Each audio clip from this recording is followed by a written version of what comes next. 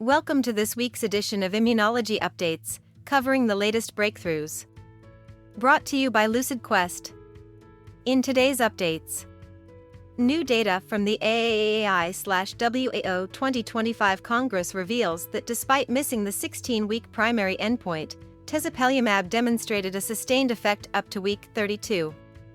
The treatment's TSLP blockade was linked to long-lasting reductions in IL-5 and IL-13, suggesting potential for extended symptom control. Sanofi is expanding its immunology portfolio with the acquisition of DR0201, a CD20-directed bispecific antibody designed to reset the immune system in refractory B-cell autoimmune diseases like lupus.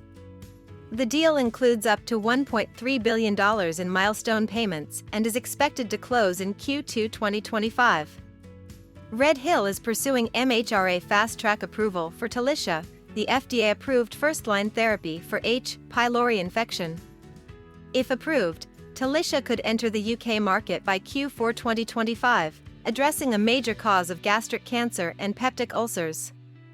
Nipocalimab, an FcRn blocker, becomes the first therapy to receive both FDA breakthrough and fast-track designations for Sjogren's disease. Phase 2 data showed a greater than 70% improvement in systemic disease activity and 77% IgG reductions at 24 weeks. The Phase 3 Daffodil trial is now enrolling, with hopes of bringing the first targeted therapy for this debilitating autoimmune condition. Tremfya, guselkumab, is now the only IL-23 inhibitor offering both subcutaneous and intravenous induction options. The Galaxy study showed superior clinical remission and endoscopic response at 1 year compared to Stelara. This marks the fourth indication for Tremfya, following approvals in ulcerative colitis, psoriasis, and psoriatic arthritis.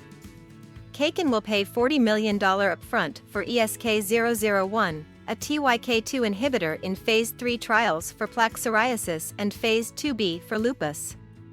The deal could reach $180 million with milestone payments, positioning Kaken as the leader in Japan's TYK2 inhibitor space. The Boston-based startup is developing therapies targeting pathogenic immune cells while sparing healthy ones. Its lead program focuses on TRBV9+ T cells, key players in axial spondyloarthritis and HLA-B27-linked diseases. With backing from Novo Holdings and Droya Ventures, Hillstar plans to enter clinical trials in 2026. This year's conference will focus on actinic keratosis, psoriasis, and atopic dermatitis. Experts will discuss new biologic treatments, real-world evidence, and patient satisfaction in dermatology care.